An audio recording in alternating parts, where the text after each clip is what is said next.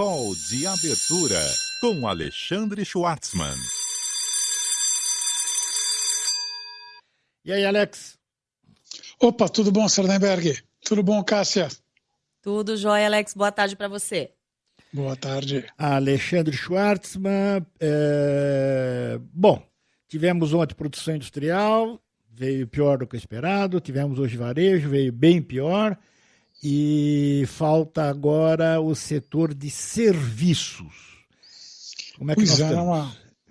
Enfim, os dois principais indicadores aí do lado da produção e da demanda por bens, né, que é a produção industrial e o varejo, mostrando aí uma fraqueza inesperada, porque foi uma surpresa, né, em ambos os casos, né, se imaginava um desempenho melhor. E a minha impressão dessa história toda é assim, a inflação de fato está batendo no poder aquisitivo das famílias. Tem duas coisas. Primeiro, a inflação está alta, né? Então, e particularmente alta na questão ali dos serviços públicos, né? E a parte de alimentação, então isso aí come poder de compra, acho que parte da história vem daí. Né? E, ao mesmo tempo, a gente tem a ser confirmado, né, um aumento na demanda por serviços.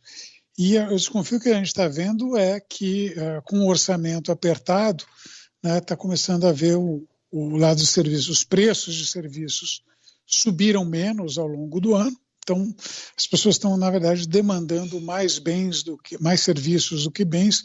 Resultado dessa história toda é uma fraqueza grande aí nessa área. Acho que o terceiro trimestre está comprometido, seja do ponto de vista de produção industrial, seja do ponto de vista de vendas no varejo, vai ficar levemente negativo em ambos os casos. E interessante ver o seguinte, se a gente for pegar do final do ano passado, começo desse ano para agora, tanto produção industrial quanto venda no varejo estão andando absolutamente de lado.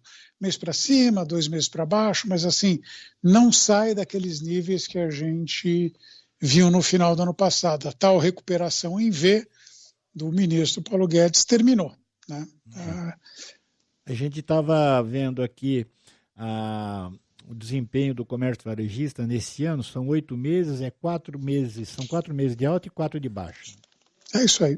É um para cima, um para baixo, não tem muita história. E aqui eu estou olhando para o... Em geral, o pessoal costuma falar da parte restrita, né, que é sem automóveis, sem material de construção. Eu prefiro olhar para o número ampliado, né, acho que dá uma visão mais fidedigna e ele tem uma aderência um pouco maior, não é perfeita, mas um pouco maior com parte de consumo das famílias, que é um outro dado, né, o consumo das famílias também, quando a gente olha para as contas nacionais, demora mais para sair, que a gente só vai saber o terceiro trimestre lá em dezembro. Também o consumo das famílias está aí há 3 trimestres absolutamente andando de lado que nem caranguejo. Né? E acho que está muito ligado a essa perda de renda real que a gente tem observado. Né? O salário real vem perdendo valor, porque a inflação está muito alta, não tem muita conversa. No final da semana deve sair o IPCA, o consenso já está apontando para um número bem acima de 1% e acumulando mais de 10% em 12 meses. Tudo bem, vai ser o pico, provavelmente a inflação perde fôlego ao longo desses últimos 3 meses do ano, ainda fecha alta, mas acho que não dá para ignorar não, teve muita perda de poder aquisitivo das famílias por conta da inflação. Agora, Alexandre, tem uma coluna sua no Infomani que você fala sobre o aumento da população ocupada, mas ainda em nível que não repõe as perdas da pandemia, né?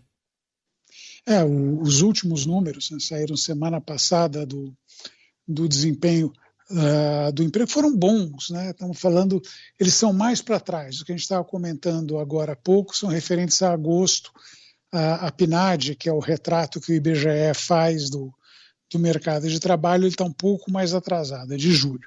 O desempenho até abril, maio, junho e julho, né, foram esses meses, não foi um desempenho ruim, deu uma melhorada boa, mas a gente ainda está falando, assim, já olhando no número mensal propriamente dito, a gente está com 90 milhões de pessoas empregadas, pré-crise era 94. Quer dizer, mesmo com a recuperação, a gente ainda está devendo 4 milhões de empregos na comparação com o comecinho do ano passado, imediatamente antes da crise. Então, tem um terreno grande para voltar. Sem contar que no meio do caminho a população cresceu, né? E você vai ter que gerar mais emprego para absorver também esse pessoal. Então, em que pese a melhora do emprego, né, a taxa de desemprego ainda está ali já limpando a sazonalidade em torno de 13,5%, é uma enormidade. Né? Para voltar para os níveis pré-pandemia, vai ter que camelar um bocado.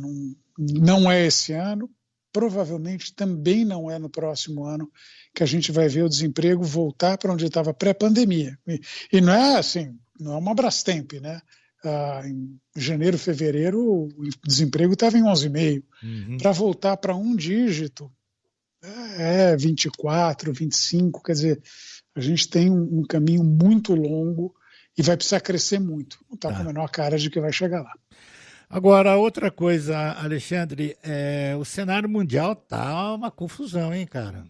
Nossa, agora, a última, cada semana tem uma coisa nova, mas a última foi esse comportamento dos preços de gás estão explodindo. Né? Tudo bem, se olhar, tem momentos bem piores do que esse na história não tão longínqua, mas pegar aí dos últimos 2, 3 anos é realmente muito rápido a aceleração de preço de gás, né? Toda se insere dentro daquele quadro geral das cadeias de suprimento que não se recuperaram no pós-crise. Né? Então, a gente ainda não chegou ao inverno europeu. Quando chegar ao inverno europeu, a demanda aumenta, porque ali não tem conversa, vai precisar do gás para aquecimento. Então, a gente está olhando aí, contemplando um cenário em que os preços de gás vão permanecer pressionados ao longo desse final aí de ano. E, com consequência, a gente começou a ver uma elevação dos juros dos papéis, mesmo de países desenvolvidos. Né? Então, Estados Unidos, os juros de 10 anos, que passou um bom tempo na casa de 1,3, tinha subido para 1,4, já se firmou acima de 1,5. Novo, não é uma catástrofe, mas é certamente uma coisa que torna um pouco mais difícil a vida.